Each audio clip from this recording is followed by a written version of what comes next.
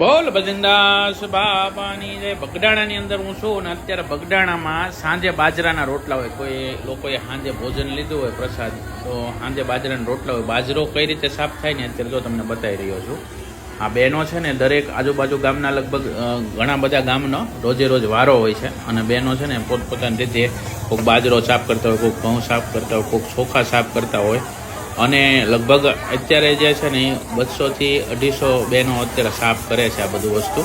અને સાથે છે ને સરસ મજાના કીર્તન ગાતા હોય, કોઈક બાપાની ધૂન ગાતા હોય, કોઈક સીતારામની ધૂન ગાતા હોય. આ ગાતા ગાતા જે સાફ થાય ને પછી જે તમે જે બાપાનો પ્રસાદ ગ્રહણ કરો છો ને તે ખરેખર અમૃત સમાન પ્રસાદ છે. અને બાપા હયાત હતા ત્યારે કોઈને જમ્યા વગર પાછા ન આવવા દેતા. અને મિત્રો જે લોકોએ સેવા કરતા હોય અહીંયા આવી એને તો ખૂબ ખૂબ મારા પ્રણામ જ છે અને વંદન જ છે. અને તમને ક્યારેક કોઈક અહીંયા વિડીયો જોઈને જાઓ ને તો તમે પણ સેવા કરજો. બાપા સીતારામ.